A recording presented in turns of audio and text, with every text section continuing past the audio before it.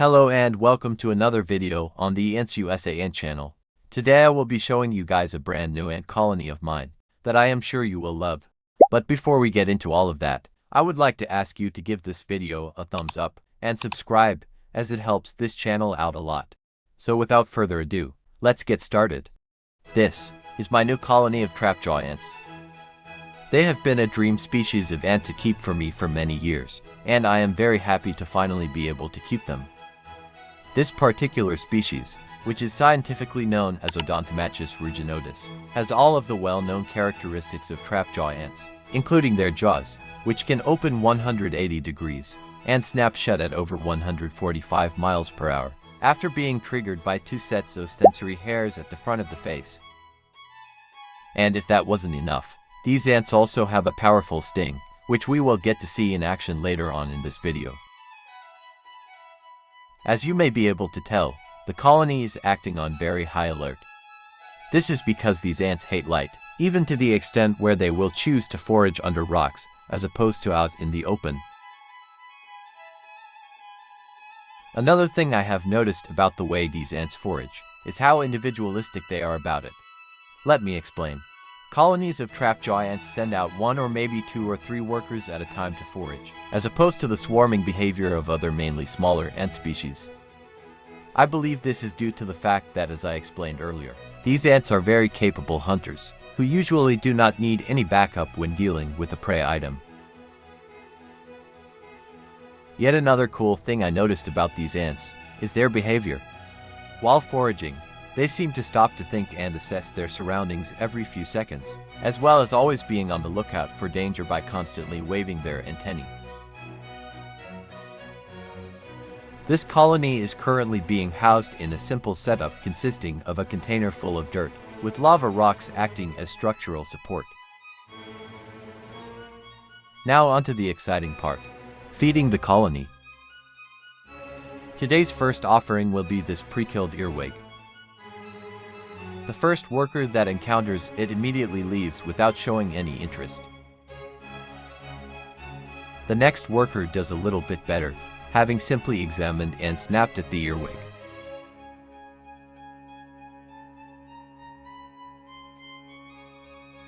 Before changing her mind and also leaving. After going undiscovered for a few minutes, the earwig is finally recognized as a food item by one of the workers, who, after snapping her jaws shut on it, gives the earwig a quick sting for good measure. Even though the earwig is dead, its insect nervous system is set up in such a way that it can still move. After making sure the earwig is truly dead and cannot hurt the colony, the worker begins to carry the earwig carcass back to the nest for consumption.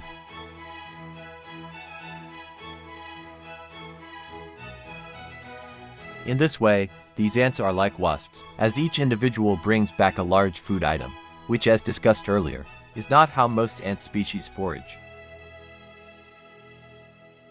Eventually, the worker brings the earwig to a nest entrance, and proceeds to enter the nest with it to feed the colony's queen and brood. Seeing as the ants accepted this meal, I will be giving them another earwig, which this worker bit with the full force of her trap jaws. This is the first time I have observed this behavior in person. The worker seemed to know where the earwig went after this, as it was immediately found and stung. I then noticed something awesome about this. See this bubble on the earwig's exoskeleton? This is hemolymph, or insect blood. The presence of this means that the force of the ant's jaws has created a hole in the earwig's armor. Despite seriously damaging the earwig, the worker was still having trouble bringing it into the nest. I guess the earwig was still alive enough to be resisting, because it made the ant fall over. But after injecting the earwig with venom from her stinger multiple times, the worker made the process much easier.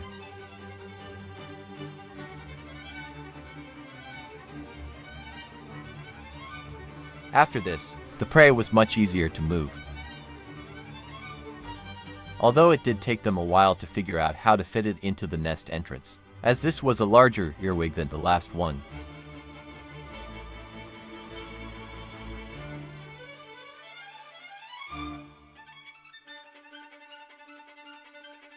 Unfortunately, however, I did not get to film them finally fitting it in. The third thing I will be giving them today is this dubia roach. This is the largest food item I have ever offered them, so I am not sure how they will react to it. Shortly, a worker discovers the roach and starts lapping up to the insect's hemolymph. This reaction made it seem like they were going to accept this offering. But when I checked back up on them a few minutes later, they seemed to be showing very little interest towards it.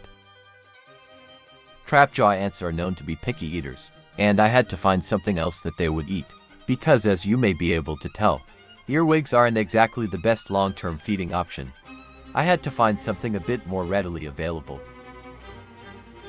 So for the fourth and final feeding of the day, I decided to offer them a mealworm, which is a readily available food option. After a thorough examination, the worker decided the mealworm was fit to be eaten by the colony. Now, the tricky part was grabbing the mealworm, which was round and smooth, so it wouldn't be easy for the ant to get a good grip on it.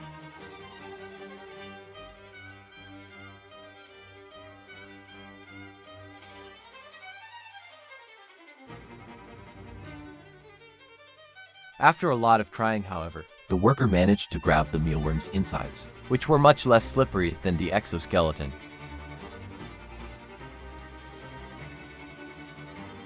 The mealworm was then immediately carried into a nearby nest entrance, from where it would be consumed by the colony's queen and brood. After taking a closer look, I noticed that the worker seemed to be having some trouble getting the mealworm down the nest entrance. This problem would likely be resolved by digging it a bit wider. Another important part of keeping these ants as pets is hydration, which can be achieved in this setup by simply squirting water onto the lava rocks, which will absorb water and further distribute it throughout the nest. It seems that this sudden incursion of water into the nest has triggered an evacuation response. This can be determined by the fact that some of the workers are carrying brood. This will not be too big of a problem for the colony, however, as only a small percentage of the brood was being evacuated. But fortunately, the colony calmed back down after a few minutes. As we are now nearing the end of the video, I would like to thank all those still watching, and remind you guys to like and subscribe if you want to see more videos like this one.